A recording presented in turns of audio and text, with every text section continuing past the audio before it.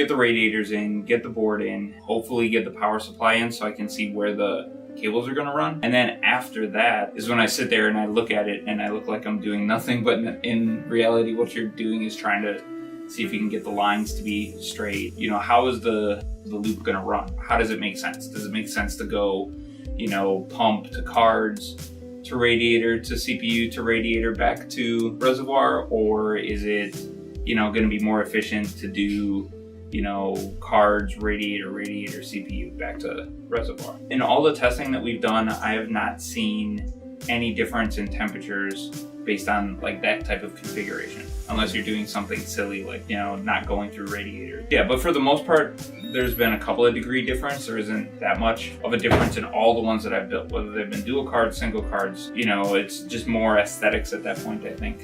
So the fans that we're going to be putting in here aren't going to be the standard RGBs. No, because while they're fine, I just want to make sure, especially with those cards and the limited testing that we've done with the 2080 Ti's, especially considering it's a dual card build, I want to make sure that it's going to be cool enough. You know, a 360 and a 240 should be enough with the good fans. So I'm just going to supplement the lighting of the RGB fans with strips instead.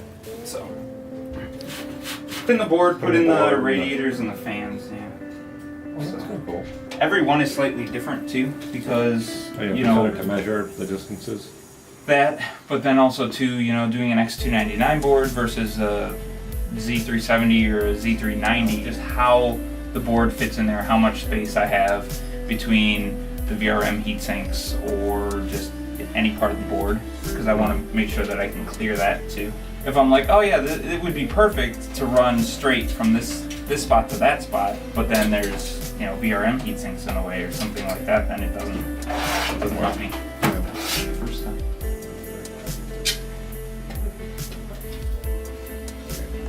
I'm probably gonna put the board in first, just so I know that I've got space. 1, 2, 3. 1, 2.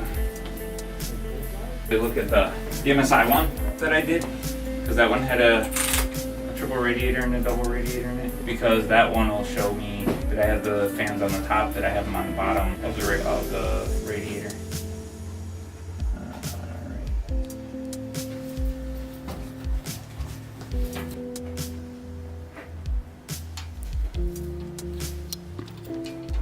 That's all the paste you need for the. It'll flatten it all out. So yeah, what I'll do is after I screw it down and flatten it out, I'll take it back off just to make sure that it looks good. If you put the right amount of paste on there, it's not going to really seep out. And then too, once I get those in there, I'll be able to see how exactly I want the LED strips to run to. Without there being any LED lights in here, it's going to kind of change. You'll have lighting from the blocks evenly spaced around. Yeah, I did, like I said, I did test it in the Continuum case, and I tested it with all the panels off, so wide open, basically like a test bench. It seemed fine. The temperatures were good. They were no different than like Threadripper builds that we've been doing, so make sure this is tucked in. If you feel them, they're a whole lot heavier than our other fans are. They just push a whole lot more air. They can push a lot more air through the radiators. Oh, this will be not so much fun. I might have to turn this around and have them come up. And then if that's the case, I'll put the drain at the bottom.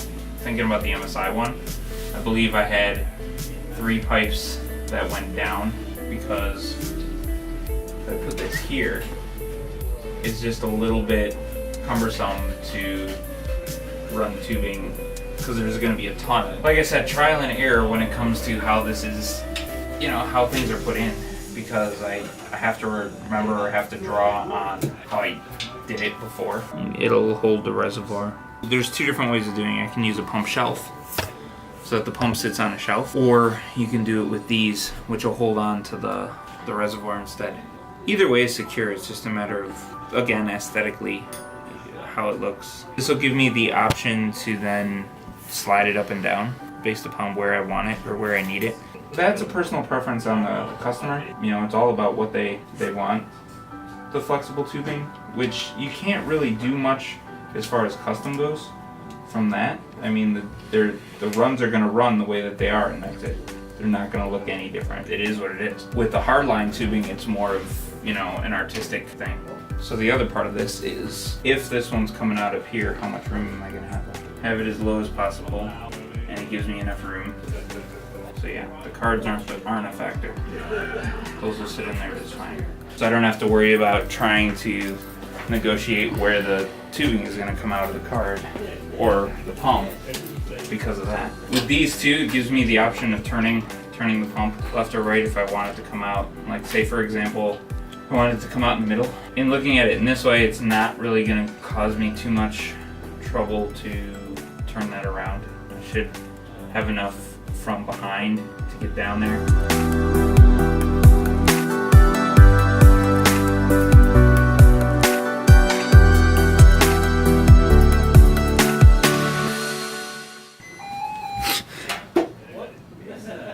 He's playing Zelda! So pull the hard drive, see if it still does it. Okay. Dragon Daddy.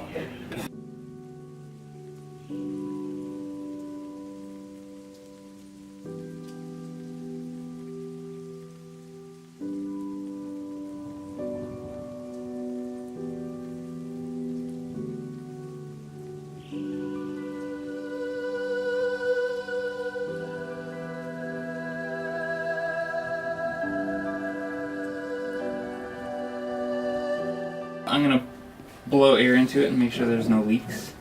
Because the last thing I want to do is put water in it and then know there's a leak. I should be able to hold pressure. Otherwise, if you're able to blow, then the air has to be going out somewhere. Could we get another test up there?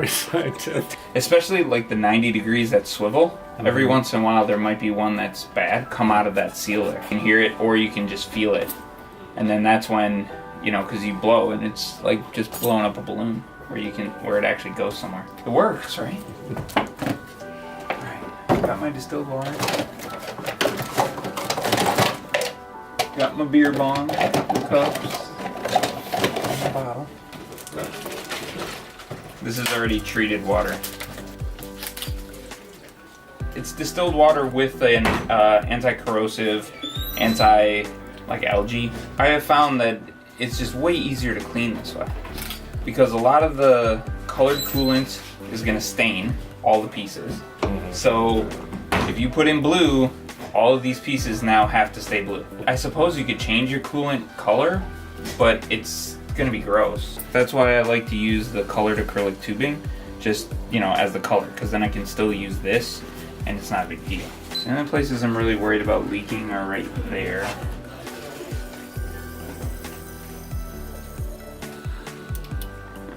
There you go.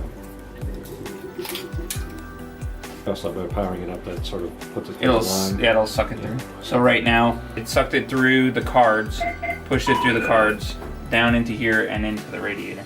It should take a pretty good amount considering there's 2 radiators. So it's gonna have to fill all those radiators. And then once I do that, I'm gonna have to lay it on its side so I can get all the air out of this radiator because all the bubbles are naturally gonna wanna go to the top.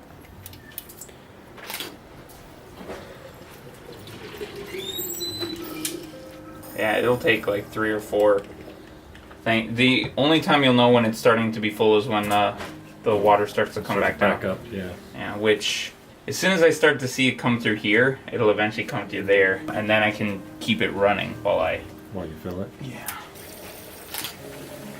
So now what I'll do, fill it to right about there, put the cap on for the moment, and then shut it back off because I know there's some small bubbles inside the pump, and then turn it back on. So there's still a bunch of bubbles. You can see them, right, and you can hear them. But So now, work their way through. Eventually, yeah, I'm gonna have to move it around a little bit. What I'm looking for is for the fluid not to push bubbles all the way down, because all it's gonna do then is just recycle bubbles into the system, which I kind of want to get all the bubbles out of the system. It's going in here and out of this one. I'm gonna tilt it forward to see if I can get most of the bubbles to come up and through here. which you should probably, yeah, see some bubbles there. And that's also going to help to get the bubbles out of the card. And now I'll lean it backwards to get them to push through. I mean, eventually those will work themselves out. As long as I get most of them out, that's going to be the... So I'm looking at the cards, there's some small ones, but nothing big. If there's anything in that, it will come out. I want to tilt it backwards while I fill it. So the goal, ideally, I know there's still bubbles in here. So if I can top off the or the reservoir as much as possible, then the bubbles will eventually work themselves out, and there might be just like a tiny bit left. So all I need you to do is just kind of hold it backwards. So you're gonna tilt it back that way. More, yeah. So we want this bubble to come. So there's a good amount of air still in there. I'm gonna watch the bubble. Pretty close. I'm gonna cap it, we'll readjust it, and then lay it down. Lay it, yeah, almost all the way down. We just don't want to let a bubble come into the pump, because otherwise it's just gonna cycle it back through our system. Ideally, I like to have it about halfway, and then depending upon what the temperatures are, the customer can always, change it.